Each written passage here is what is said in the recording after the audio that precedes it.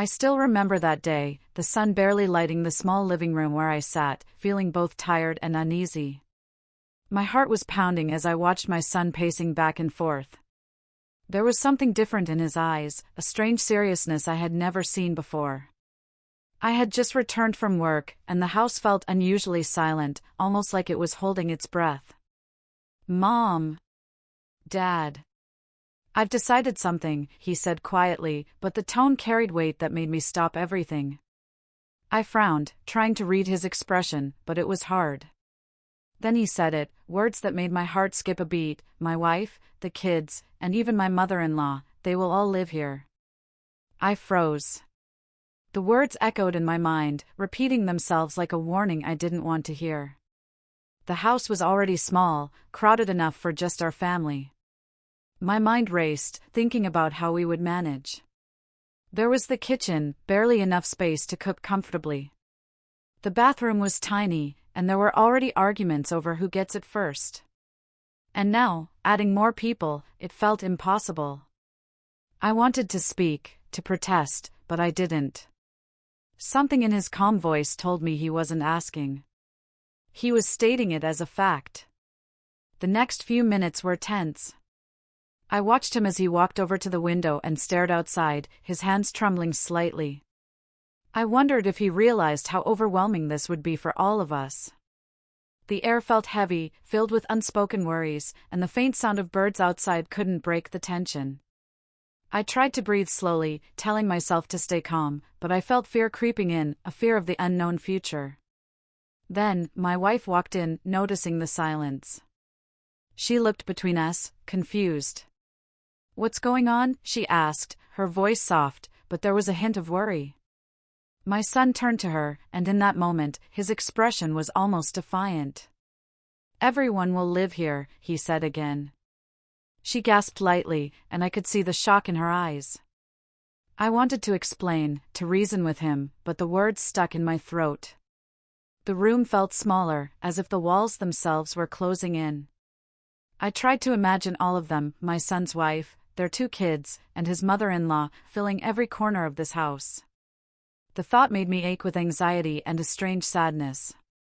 How could we make space for all of them? How would our lives change? I glanced around, trying to picture the rooms, the beds, the chairs. Everything seemed so inadequate, so cramped. And then, just as I thought the moment couldn't get heavier, he said something else, something that made my stomach twist with unease. "I've already started planning. We'll make it work." Those words should have reassured me, but instead, they brought a chill. There was no room for negotiation, no hint that he might change his mind. It was final. I still remember the quiet that followed, thick and suffocating. The clock ticked loudly on the wall, each second stretching endlessly. I felt like I was standing at the edge of a cliff, looking down at uncertainty. I wanted to scream, to ask why, but my voice wouldn't come. And just as I opened my mouth to speak, the doorbell rang. Who could it be at this hour? And why now, of all times? I slowly got up, my heart racing, my hands slightly shaking. When I opened the door, I didn't expect to see what, or who, was standing there.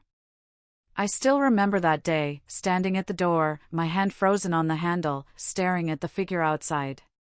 It was my son's wife, carrying a small bag, and behind her, the kids peeked shyly from her side. But what caught my attention the most was the woman standing quietly behind them, his mother-in-law. I felt a mix of shock, anxiety, and a strange helplessness. How did this happen so quickly? Had they just decided to arrive without telling me? My mind raced, trying to calculate how we could possibly fit all of them in our tiny house. She smiled politely, but there was tension in her eyes, a mix of caution and expectation. I tried to smile back, but my lips felt stiff, my throat dry. The air seemed heavier, filled with the weight of this new reality. My son stepped forward, his voice calm yet firm. "Mom. Dad, everyone is here, just like I said." I felt my knees weaken, my stomach twisting. The house suddenly felt smaller, the walls closing in like they were mocking me. I wanted to protest, to tell them to wait, but I didn't. There was no room for argument. I led them inside, trying to keep my voice steady, all the while noticing how crowded the living room had become. The couch barely had space for all of us, and already the kids were fidgeting, looking nervous, unsure where to sit. I glanced at my wife, whose face was pale, and I knew she felt the same anxiety I did. The mother-in-law remained quiet, observing everything with careful eyes, as if she was studying the house and judging every corner, every detail.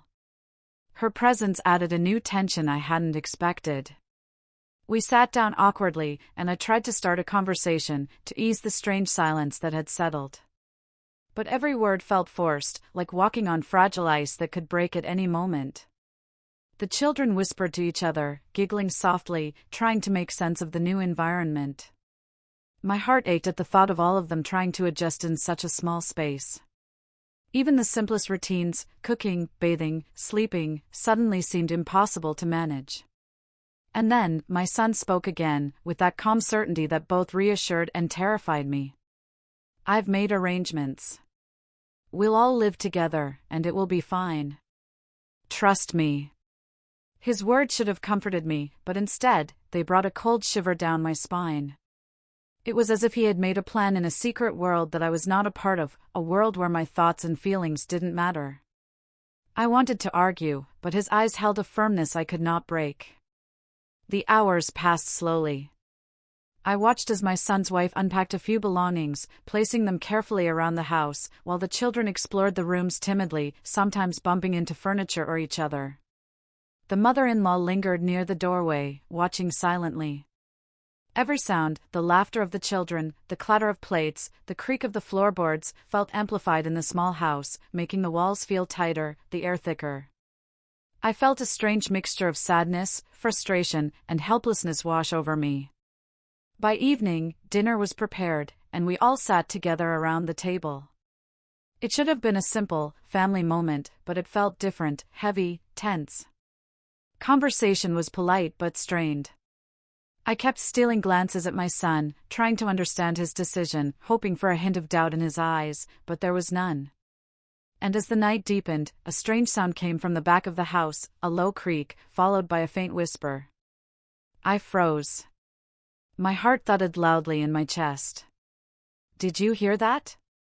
I asked, my voice barely above a whisper. Everyone looked around, eyes wide, tension rising. My son shrugged, trying to seem calm, but even he looked unsettled. The sound came again, softer this time, almost like someone was moving in the dark, just beyond the light. I felt a chill run down my spine. Who was it? Or was it just my imagination? I still remember the way the shadows stretched across the walls, the children holding each other, scared, my wife gripping my arm tightly. And then, a sudden, unexpected knock came from the back door, slow and deliberate. My stomach turned. Who could it be at this hour, and why were they coming now, just when we were trying to settle in? I still remember that night, the house wrapped in silence, broken only by the occasional creak of the floorboards. The knock at the back door echoed in my chest like a warning. My heart raced, and for a moment, I didn't know if I should move or stay frozen. My wife squeezed my hand, her eyes wide with fear. The children had stopped whispering, sitting quietly on the couch, sensing the tension that filled every corner. My son moved first, walking toward the door with slow, deliberate steps, as if he already knew who, or what, was outside. When he opened it, no one was there. Just the empty darkness of the backyard, lit faintly by the dim porch light. I felt a strange shiver, a mix of relief and unease. Had someone been playing a trick on us? Or was it something else, something I couldn't explain? I stepped closer, peering into the night, but everything was still. The wind whispered softly through the trees, carrying a cold chill that made the hairs on my arms stand on end. We returned to the living room, trying to resume normalcy, but the atmosphere had changed. Every small sound now seemed amplified, the ticking of the clock, the rustle of curtains, even the soft breathing of the children.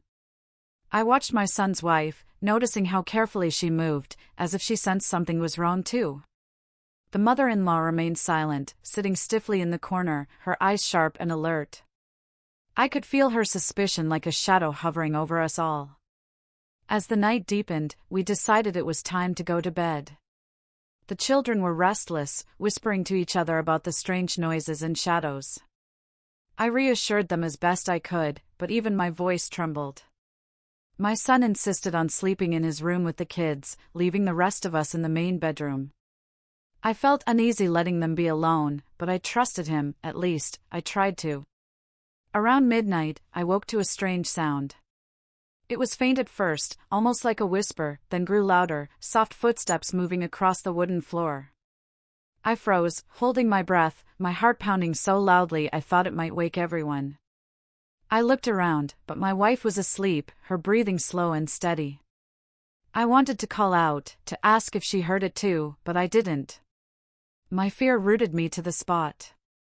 The footsteps stopped suddenly, just outside our bedroom door. I could feel the tension in the air, thick and suffocating. I reached for the light switch, but before I could flick it on, the doorknob rattled lightly, like someone, or something, was testing it.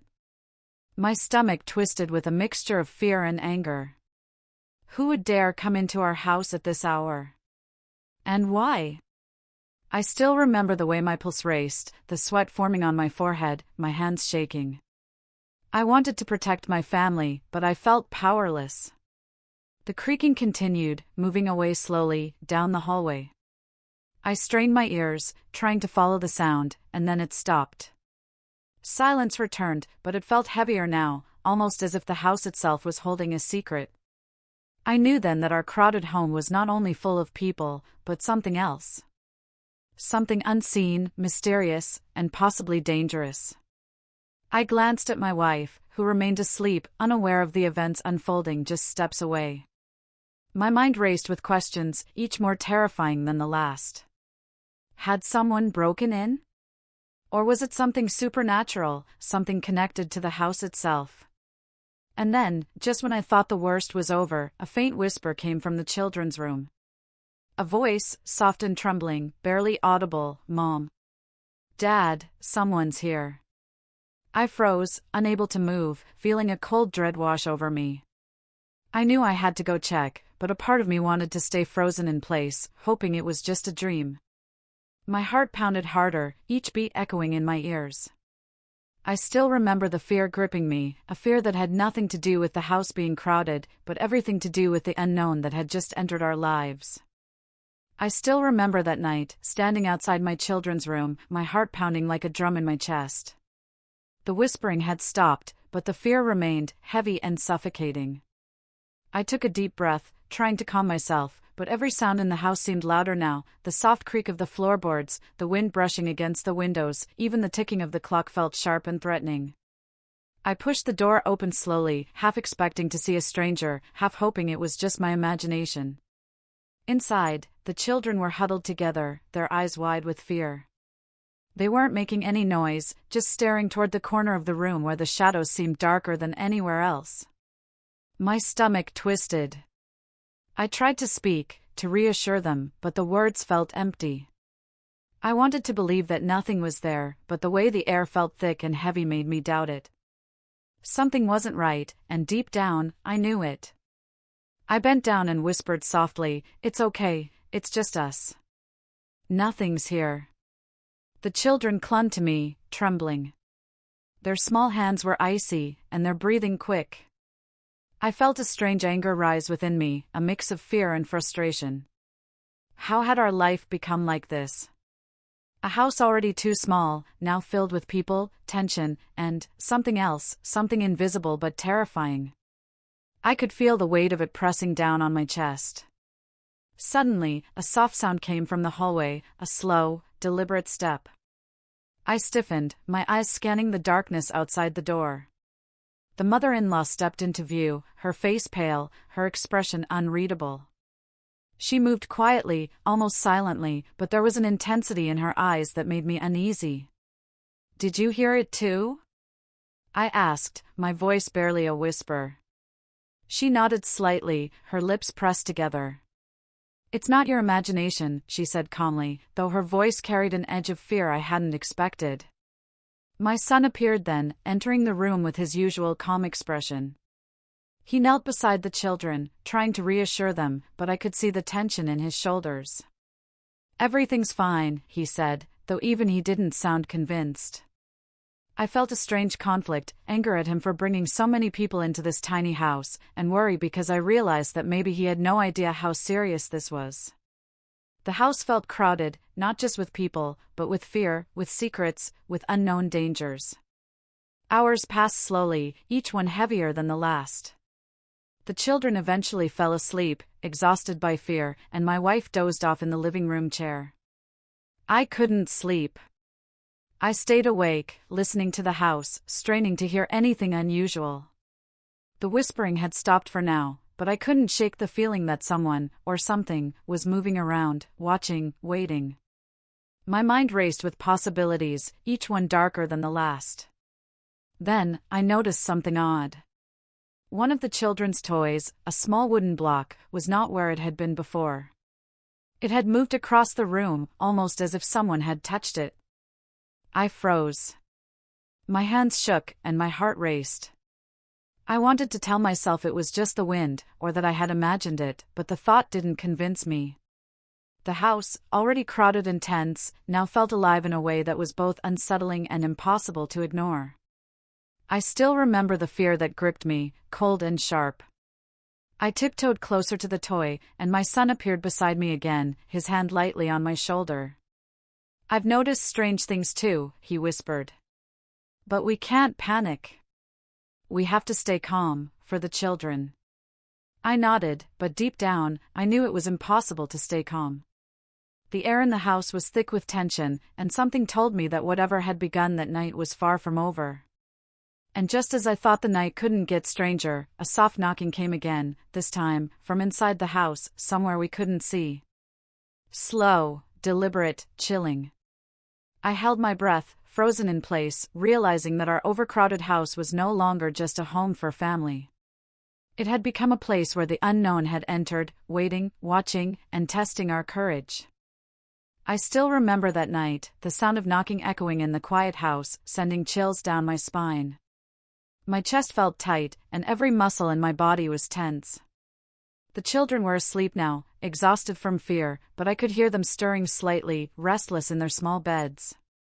My wife was awake too, her eyes wide and worried, as if she could feel the fear I was trying to hide. My son stood in the hallway, calm on the surface, but I could sense that even he was uneasy. The mother-in-law watched from the corner, silent, her presence as intimidating as ever. I walked slowly toward the source of the knocking, my steps quiet but deliberate. The sound came again, this time from the kitchen, soft but distinct. I swallowed hard, my throat dry, and reached for the light switch, but hesitated. Something inside me told me to be careful, to not rush blindly into the unknown. I glanced back at my wife, who nodded slightly, trusting me to handle it. My son followed, moving closer, ready to protect us, but I could see the tension in his eyes. When we entered the kitchen, everything seemed normal at first. The cupboards were closed, the floor clean, and the faint moonlight from the window gave the room a quiet glow. I took a step forward, then another, and that's when I noticed it, a small, unfamiliar footprint near the sink. My heart stopped. It was too small to be an adult's, too precise to be one of the children's. I bent down, examining it closely, my mind racing. How had this happened? Who, or what, had been here? My son looked over my shoulder, frowning. "That wasn't here before," he whispered. I nodded, unable to speak. The air in the kitchen felt heavier now, almost suffocating.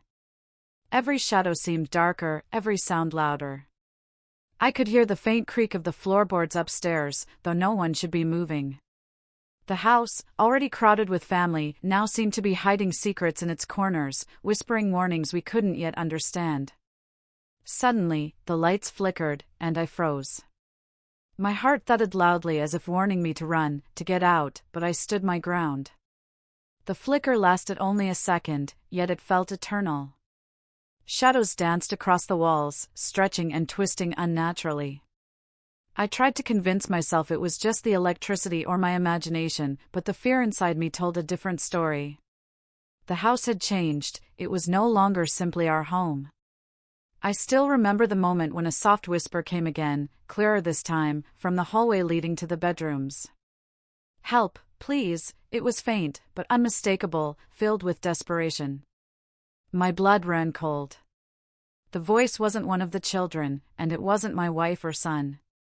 I glanced at the mother-in-law, whose eyes narrowed sharply. She mouthed a word silently, "Stay." I nodded, though I had no idea what to expect next.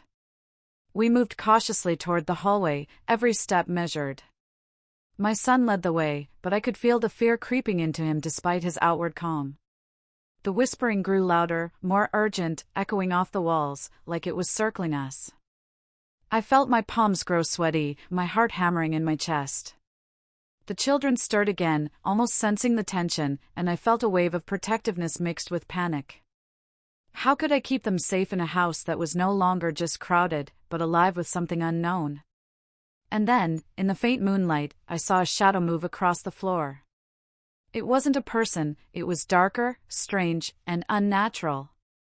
It slipped past the hallway, vanishing as quickly as it appeared. I froze, my mind screaming at me to do something, anything. My son grabbed my arm, and the mother-in-law stepped forward, her eyes fierce and alert. The whispering stopped suddenly, replaced by a heavy silence that pressed down on us, as if the house itself was holding its breath. I still remember the fear that gripped me at that moment, the sense that our lives had shifted into something we couldn't control. The crowded house, once full of family and laughter, now felt like a trap, alive with secrets, watching us, waiting. And just as I began to catch my breath, a loud crash came from upstairs, a sound like furniture tipping over violently. My heart leapt into my throat. I still remember that night, the sound of the crash upstairs echoing through the house, making my heart pound as if it might burst from my chest. My son and I froze for a moment, staring at each other, unsure of what to do first. The children stirred in their sleep, whimpering softly, while my wife sat up abruptly, fear written clearly on her face. The mother-in-law stood silently, her eyes sharp, scanning every shadow as if trying to find the source of the noise. I felt a strange mix of panic and anger. How had our home, already crowded and tense, turned into something so frightening? We slowly climbed the stairs, each step careful and deliberate. Every creak of the wooden floor felt amplified, every whisper of the wind outside sounded like a warning. When we reached the top, the hallway looked empty at first glance. The bedrooms were closed, the doors shut. But then I noticed it, a faint trail of dust on the floor leading from the children's room toward the corner room we rarely used. My heart sank. Something, or someone, had been moving around upstairs while we were downstairs. I still remember the dread that hit me as I opened the door to the corner room. The furniture had been overturned, drawers pulled out, papers scattered across the floor. It looked like a storm had passed through, though no one had been there before. I could feel my hands shaking, my breath coming in quick, shallow bursts. The mother-in-law stepped inside, her eyes scanning the mess carefully. "This isn't normal," she said quietly, her voice tense but calm. "Someone, or something, doesn't want us here." My son's face grew pale. "It must be the kids," he muttered, trying to explain, though the tone of his voice betrayed his fear. I shook my head. "No, they couldn't do this," I whispered. The house was too big for the children to manage something like this silently. My mind raced with possibilities, each one darker than the last. The whispers, the shadows, the footprints, they were all connected, but how? And why now, after everyone had come to live here? We began to clean up the mess, carefully moving things back into place, but the tension didn't leave. Every sound, the creak of the stairs, the rustle of curtains, the soft wind outside, felt threatening. I tried to reassure my wife, whispering that it was probably nothing, just the wind or an animal. But deep down, I knew it wasn't that simple. The house was crowded with people, yes, but it was also crowded with something else, something invisible that seemed to be testing us, pushing our fear to the limit. I still remember the moment when a low, soft whisper came again, this time from the attic. It was faint, almost like a sigh, yet unmistakable. My heart skipped a beat. I looked at my son, who nodded grimly. "We need to check it," he said, though his voice was tight with tension. I could feel the weight of the mother-in-law's gaze on us as we approached the attic stairs. The air grew colder, heavier, and I shivered despite the warmth of the house. Every instinct screamed at me to turn back, but I couldn't leave it unchecked. As we climbed the stairs, the whispering grew louder, forming words we could almost understand. "Leave, now," it seemed to say. I froze. The children stirred upstairs again, murmuring in their sleep, adding to the tension. My wife clutched my arm tightly, her nails digging in, whispering for me to be careful. I nodded, trying to steady myself. Each step felt like walking into the unknown, each creak of the stairs echoing like a warning. When we reached the attic, the door was slightly open, though I was certain we had closed it earlier. My son pushed it slowly, revealing the darkness inside. I still remember the chill that hit me as I stepped over the threshold. There, in the center of the room, was a small, flickering shadow, moving as if it had a life of its own. It wasn't a person, it wasn't human, but it was watching us. I could feel its eyes on me, cold and piercing. My heart raced, my hands trembling uncontrollably. And then, as I took a cautious step closer, the shadow vanished instantly. The attic fell silent, almost too quiet, leaving a heavy, oppressive feeling behind. I still remember the fear gripping me so tightly I could barely breathe. Something had just made its presence known, and I realized then that our overcrowded house was no longer just a home for family, it had become a place where the unknown had settled, lingering, waiting for the next moment to reveal itself. I still remember that night, the air in the house thick with fear and tension, as if every corner was holding its breath. After the attic incident, sleep felt impossible. I stayed awake, sitting on the edge of the bed, listening to the quiet creaks of the house. Every sound, footsteps, whispers, even the rustle of the curtains, felt amplified, as if something unseen was moving just beyond our sight. My wife clutched my arm, shivering slightly, while I tried to reassure her, though I could barely convince myself. The children were restless, waking occasionally with soft whimpers, sensing the unease in the house. I still remember the sight of them huddled together, their small bodies shaking, and my heart ached. I wanted to protect them, to take away the fear, but the truth was, even I didn't know how. The house, once a place of warmth and laughter, now felt like a cage filled with shadows and secrets, testing our courage at every step. The next morning, we tried to act normal.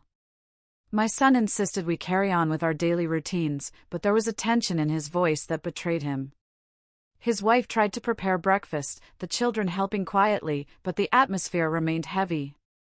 Even the mother-in-law moved with caution, every step deliberate, her eyes scanning the house constantly. I could see the worry etched on everyone's face. Something had changed, and it wasn't just the crowded living space.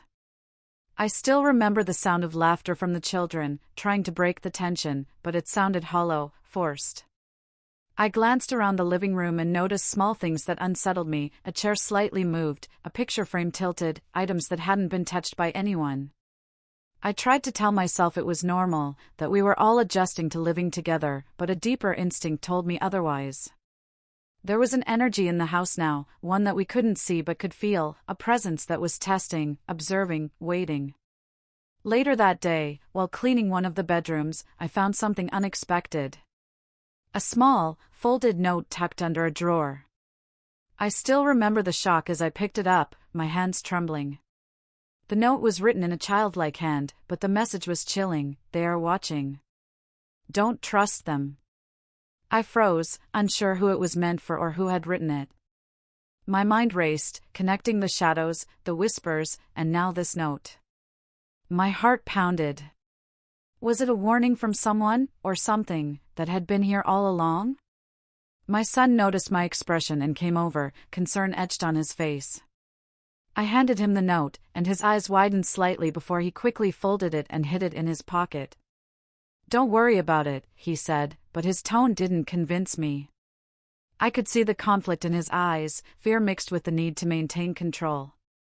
I still remember the sinking feeling in my chest. Something was happening in our home, something bigger than all of us, and it wasn't going away. That night, the whispers returned, softer this time but more persistent. They seemed to circle the rooms, moving from one corner to another. I felt my skin crawl as I listened, the sound like cold fingers tracing my spine. My wife and the children slept, unaware of the growing tension. My son and I shared a look, both knowing that ignoring it was no longer an option. Something needed to be done, but what? How could we confront a presence we couldn't see or explain? I still remember the moment the bedroom door creaked open slowly, though we were all inside. No one entered, yet the door moved as if pushed by an invisible hand. My son and I froze, staring at it. The mother-in-law was sitting quietly in the corner, eyes narrowing, lips pressed tight. And then, from the shadows, a faint, almost inaudible voice whispered, "They're not alone, and neither are you." I felt my blood run cold. My heart raced uncontrollably, and I could hear my own breathing in the silence that followed. I knew, in that instant, that our crowded house was no longer just about family living together. It was a place where secrets, shadows, and something unknown had begun to intertwine, and the next moment could change everything. I still remember that night, the tension in the house thicker than ever, as if every shadow was alive. After the whispers, the moving doors, and the strange occurrences, I knew we couldn't ignore what was happening any longer. My son and I stood in the living room, exchanging tense glances. The children slept quietly upstairs, their innocence shielded from the fear that had taken over our home. My wife clutched my hand, her nails digging in, silently asking for reassurance. Even the mother-in-law, usually calm and composed, seemed uneasy, her eyes scanning every corner as if expecting something to leap out at any moment.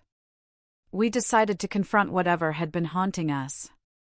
My son suggested we check every room together, carefully, step by step. I still remember the chill as we moved through the house, the creak of the stairs, the faint wind brushing against the windows, and the shadows that seemed to stretch longer as we walked past. The house, once filled with laughter and the simple chaos of a crowded family, now felt alive with an energy we couldn't understand. Something had claimed its presence here, and it wasn't leaving without being acknowledged. In the attic, where the first shadow had appeared, we gathered courage and switched on the light.